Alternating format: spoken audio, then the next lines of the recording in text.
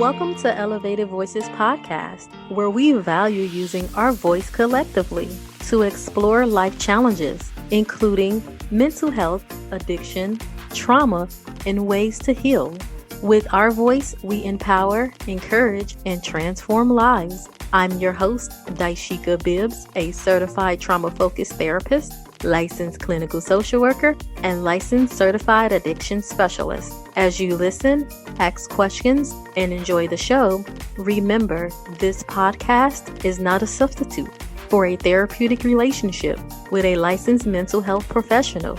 As we embark on this journey together, let's elevate our voice to echo the sound for the voiceless.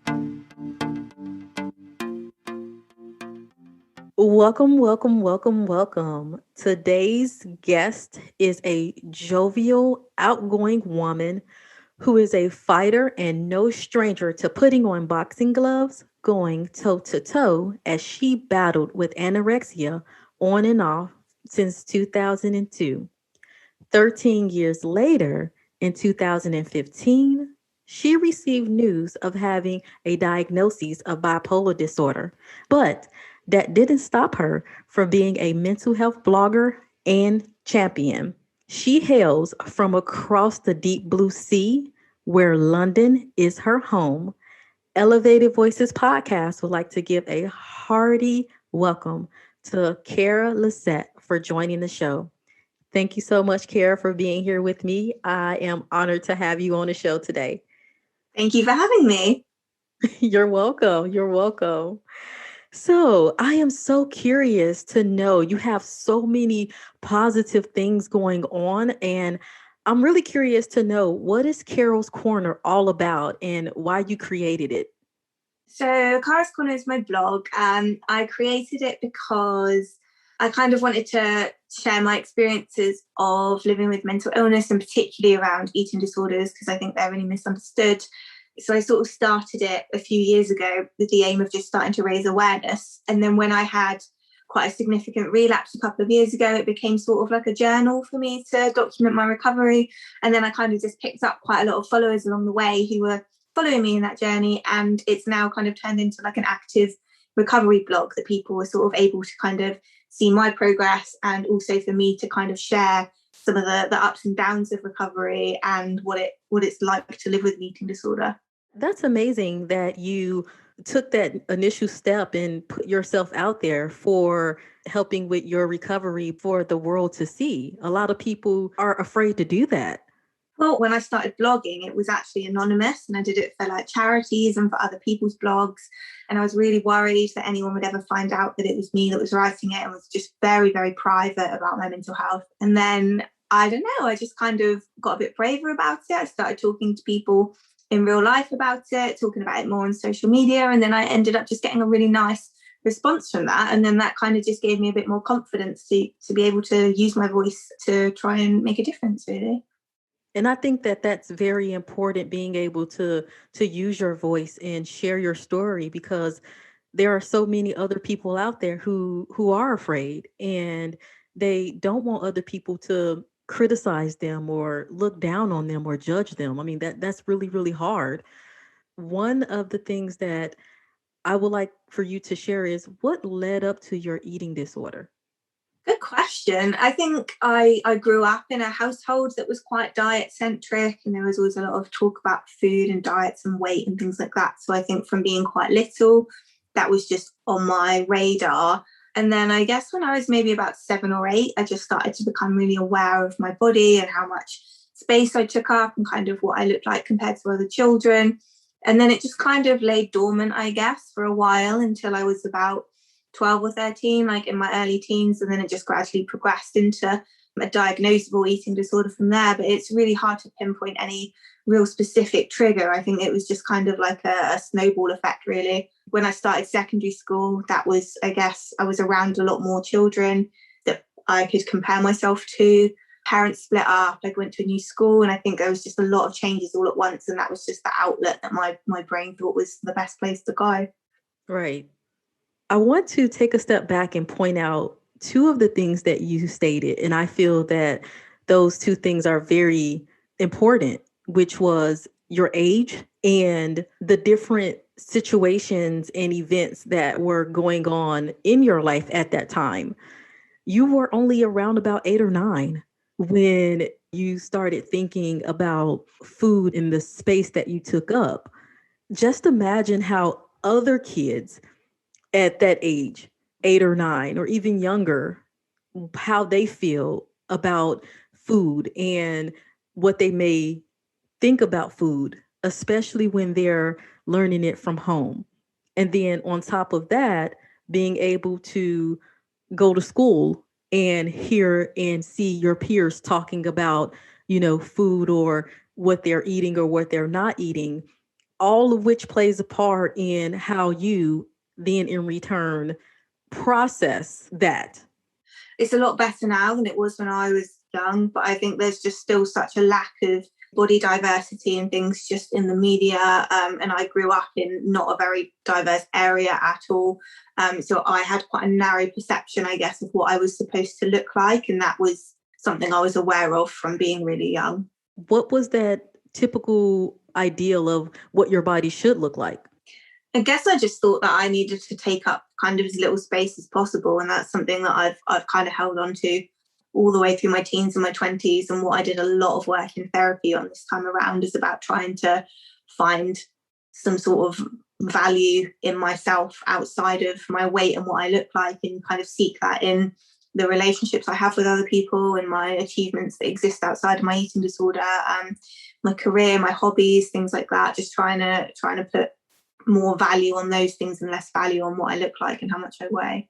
Definitely. And I think that value is such a important word that you shared, because a lot of us sometimes struggle with that, and we do pivot and we do soak in a lot of what society is telling us, a lot of what we see on social media, a lot of what we see on TV or in the magazines. And for some of us, we want to look that way. For some of us, we need to look that way. For some of us, we are taught to look that way. And the smaller you are, the more beautiful you are. Yeah, exactly. And I think that's just kind of what has always been fed to me since I was little, is that, it's just really, really important to be thin. And that's the most important thing in the world. And I think being in a household where there was a lot of dieting and things like that, I was very aware from being quite little of what was a good food and a bad food, and what was good about being thin and what was bad about not being thin. And I think I just carried those ideals through the rest of my life. Right. Have you ever heard the concept of associating being thin with being healthy? Yes, so many times. And that's what's really ironic about eating disorders, is that I was, going back, many times in my life, but this most recent time, going back a couple of years, I was incredibly unhealthy just because of how low my weight was and the sort of all the side effects that came from having such a restricted diet. But that's the perception the world has, isn't it? Is that then you're healthier, and that's just not always the case at all. True.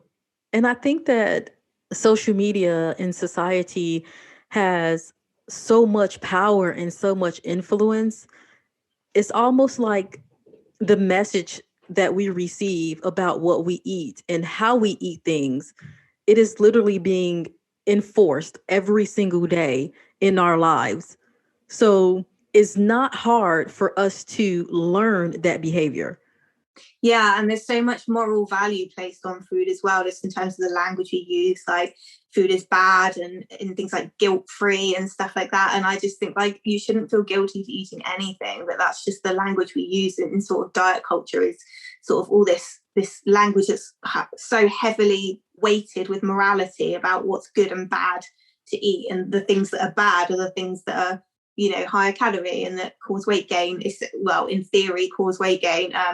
And we're sort of taught from so little that those things that are bad for us to eat, and that's just not the case at all. And it's so funny that you mentioned that, because anything can be bad for you. For example, my doctor, she was talking to me and I switched my diet and I stopped eating meat. And so I was eating a lot of green leafies. And she said, you have to be careful and you have to be able to balance your green leafies, because too much vitamin K is bad for you. Right. And I was like, but I'm eating healthy. I'm not eating meat. I'm not eating fried food. And now my doctor is saying I need to be careful with the quote unquote healthier foods. Yeah, it's just such a bizarre perception, isn't there, of just, the more vegetables you eat, the better. And that's just, for me, there's nothing healthier I could do than eat a chocolate bar for a snack or something, because it's just taking me further and further away from my eating disorder, being able to do things like that. So for me, those things that are considered traditionally unhealthy foods are probably the healthiest things that I can eat a lot of the time. Right. And I think the positive thing we can take from this is balance. No matter what you eat, how you eat it, you have to be able to maintain balance. And even the nutrition world, where at one point we had those meal charts where they showed you the different portions of food that you should eat, and they had different components on that plate. But now that plate has actually changed.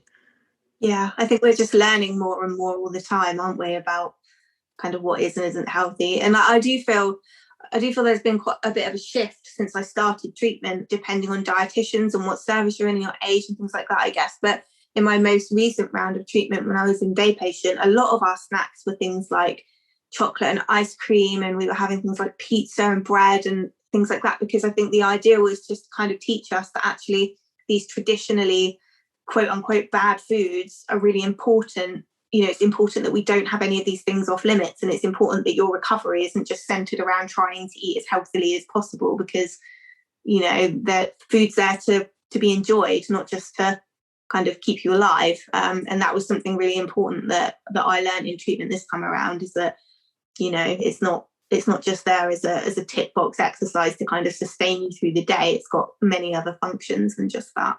Definitely. And speaking of treatment, when did you decide to seek help for your eating disorder? The first time, I'm not sure. It was so long ago now, and I was so young. I'm not sure how much agency I really had over that decision. But as an adult, I think I've been there 3 times now under the adult service. And I think every time I've just got to the point where I just think, I just don't want my life to kind of be like this anymore. And each time I've kind of sought out at an earlier point, I think. So this time around, I went pretty early on when I was just like, things are not going very well. It did take a while to be seen after that, but I think I'm much better at sort of noticing those early warning signs now. And I knew it was going to be a while before I was seen, and I knew that if I waited any longer, by the time I got seen, things would be a lot worse. So I kind of went as soon as I identified that actually I'm not sure that I've really got control over this situation anymore. Knowing your triggers is what you're saying, being aware of what your body is saying to you and how your thoughts and your behaviors are being displayed. Yeah, absolutely. And I think it's really difficult to sometimes know those things if you've not been in treatment already, because that's part of what you learn. But I think because I've been in and out of services for such a long time now, each time I kind of feel like I learn new things about myself and about my eating disorder and what the kind of function it serves for me is. And that's kind of meant that I'm able to catch it earlier and earlier each time it happens, because I'm quite attuned now to what a relapse looks like, really. Got it. And I think that what you said is important because most people won't know. And if you don't know, then how can you ask for help? How can you work hard to heal or recover or seek help if you don't understand or if you're not aware? With you being in recovery and receiving the treatment that you did, what are some positive strategies that you have learned? I did a lot around early warning signs and relapse prevention in terms of what kind of to keep an eye out on. We did like a traffic light system. Red was I need professional support. Green was I'm fine. And then orange was, things aren't going great, but I've got the ability to turn this around myself without necessarily needing to have input from services again. And then just thinking about sort of what all those symptoms would be in those categories. I did a lot about signs that other people could look out for, because normally early in relapse I'm very secretive about it, and people often don't realise until it's too late for them to really do anything about it. So I did quite a lot about how to involve other people, what they can do that isn't helpful, and just a lot about how to kind of take forward a lot of the things I'd learned in therapy to be able to still kind of use those skills outside of that environment since I've been discharged. And I've been able to do that pretty well, actually. So I had CBT this time around, specifically for eating disorders, and a lot of it has just been around like thought challenging and things like that. And I can definitely do those things a lot more automatically than I could when I first started therapy, where it felt like a real effort to think of an alternative thought to the anorexia thought that had come into my head. And I find now when I have those thoughts, I'm much more able to have sort of an automatic alternative thought to it, which has taken a lot of practice, but is a really helpful skill that I've learned. Definitely. I will have to agree. Cognitive behavioral therapy, again, what you described as CBT, is a wonderful tool that we as clinicians use to help individuals who are struggling with any form of a mental health illness and or mental health, period. So being able to understand how your emotions, your thoughts, and your behaviors are connected, like you said, once you realize what your triggers are and you can relate those triggers to an emotion or a thought, then in return, when you hit that orange part of that traffic light, you then have the power to weigh out your options to see, how can I respond? Do I need additional help? Is this something that I can work through and process on my own? And that is very, very critical, is being able to take that ownership and say, yes, I can, and not being afraid to say, you know what? No, I do not. And then in return, let me reach out to my support system, whether it's my therapist, counselor, mentor, sister, brother, aunt, or close friend. Yeah, and a lot of what we did as well is about me trying to figure out sort of what function my eating disorder served and what I gained from it, and then thinking about how I could replicate that in other areas of my life. And I think people really struggle with the idea that you kind of gain anything from an eating disorder because it takes so much away from your life. But obviously everybody, it's there for a reason, isn't it? And then there must be some sort of function to it. And for me, it's been a lot about feeling like I want to have some sort of sense of achievement and a sense of control. So we've done a lot of work around how can I get that sort of sense of achievement outside of having an eating disorder, just in other areas of my life, and how can I feel like I've kind of got control over my life without having an eating disorder, but also being comfortable with the fact that I might not have control over some parts of my life. And that's just part of life, is not always being in control of everything and sort of trying to learn to tolerate that feeling. That is a very valid point, and you hit the nail on the head. I couldn't have said it better myself. You're absolutely right. And sometimes it's not even about the disorder, it's about everything else that is outside of our control. And sometimes we may use our eating disorder, or sometimes we may use our addiction, whether it's gambling or sex or substances, to feel like we are in control of something. And ironically, that often just leads to a sense of not having very much control. That's what happens with my eating disorder, is I feel like I'm in control for a short period of time, and then after that I've got none at all. It's completely got control of me by the time that I've sort of realized that I can do anything about it. Historically, I'm hoping now, if it did kind of present itself again, that I'd be able to catch it in time for that not to happen. But certainly historically, it doesn't take very long for me to lose the control over it entirely. Right. One of the positive things that you have going is you're aware and you're willing, and it's not a secret anymore. So being able to have those three things, it makes a world of difference. Yeah, and I think that's something that's been a really useful function of my blog and having like a sort of bigger social media presence, is that it gives me a kind of bigger sense of accountability, because so many people are aware of it now. And I think it would be very difficult for me to relapse now because people are very aware and have kind of got their eye on my progress and sort of what's going on. And I think actually, because I'd been relatively stable for quite a while before I relapsed last time, I think people had kind of taken their eye off the ball, which is completely understandable. I don't expect people to, watch over me forever, but that made it very easy for me to relapse and kind of go under the radar a little bit before people notice. So I do think there is I've got a bigger sense of accountability now that so many people are aware of it. Support, no matter where you're getting that support from, as long as it's positive, that's another key factor and component into healing and recovery and growing and developing into your new self. And speaking of new self, how are you now defining who you are?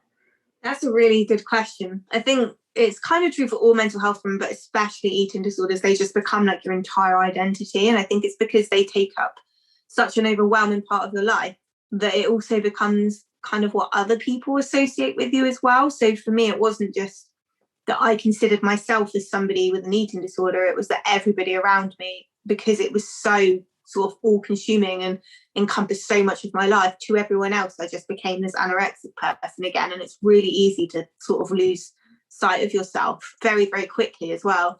I think because I've been unwell for such a long period of my life, there are sometimes times where I think I don't really know who I am as somebody without an eating disorder, but I have been well at other times. So it's about trying to remember who was I in those times and who am I now. And I think I'm somebody that cares a lot about other people, wants to help other people. I love traveling, I'm creative. There are definitely like quite a good social life. I like horse riding, and it's just trying to build up like other parts of my life that exist outside of having an eating disorder that are all things that also you lose quite quickly. Like I couldn't really see brand. I had no creativity whatsoever because my brain was so, I just had no concentration or anything because I just had no nutrition, and all I thought about was food.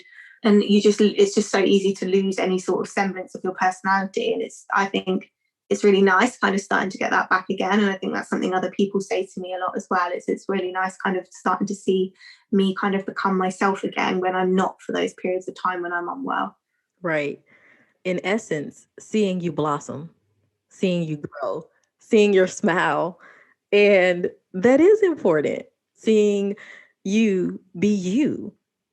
And you're absolutely right. When you don't have food, or if you don't have the proper amount of food, your brain do not function very well.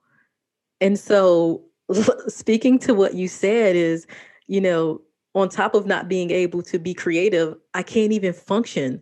My mind is so foggy and I can't even think straight, let alone how am I supposed to carry out my day, right? How am I supposed to go horseback riding? How am I supposed to engage in a conversation with my friends and laugh and just really enjoy life?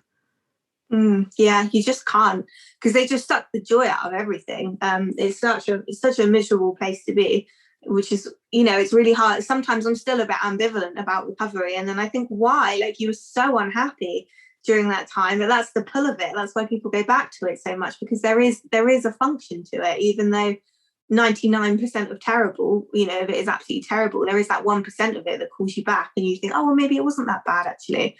And I've made a real point actually this time around of I've just recorded everything, like through my blog, and I've got loads of journals that I've written, and I've just made a real point of recording every terrible thing about it so that I can look back on it when it's trying to go, oh, it wasn't that bad. I can look back and be like, no, it was, because you wrote that and you were miserable. And that's been a really useful reminder for me through recovery of like, I just flick back a couple of pages in my journal and I'm like, wait, you were really unhappy then, and that's really helped. And I think that 1% that you spoke to is being comfortable. Because when you spend so much time and you are so consumed with your disorder, or when your disorder consumes you, that's all it is. And you become very comfortable in your disorder, even though it's unhealthy. And once you're comfortable with something, you stick with it, right? Because you know it so well. And going back to being able to step outside of that comfort zone and try something new, but also being consistent at trying this new healthy thing, it is a challenge. Yeah, it does just take your whole life over. It's like Groundhog Day living with an eating disorder. Like every day is exactly the same. You just wake up and you just think, how am I going to get through the next 16 hours or however long? And then you do your same rituals and your same routines and you do exactly the same thing as you did the day before, just to kind of tolerate getting through the day. And then the whole thing starts again. And it's just, yeah, it just feels like there's no end in sight. So it is, yeah, recovery is very, very different to living with an eating disorder, in that this is one of the things that's really hard about it, is not having that control, because you're right, it's comfortable. At least I knew what I was doing every day. I knew what I was going to feel every day. I knew, what my routine was going to be. And actually life doesn't work like that, does it? And sometimes things come up, since I've been in recovery, that are things that I didn't expect. And I'm so much better equipped to be able to cope with them now, that even just now that my brain works better than it did, just gives me that flexibility of being able to cope with more spontaneity than I ever could before. Right, definitely. And I'm happy that you brought that up, being able to cope better, flexibility, in essence, having a choice, having a choice.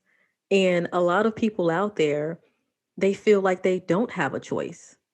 So I want to ask you, what is some positive advice that you can give to a listener who may be struggling with an eating disorder?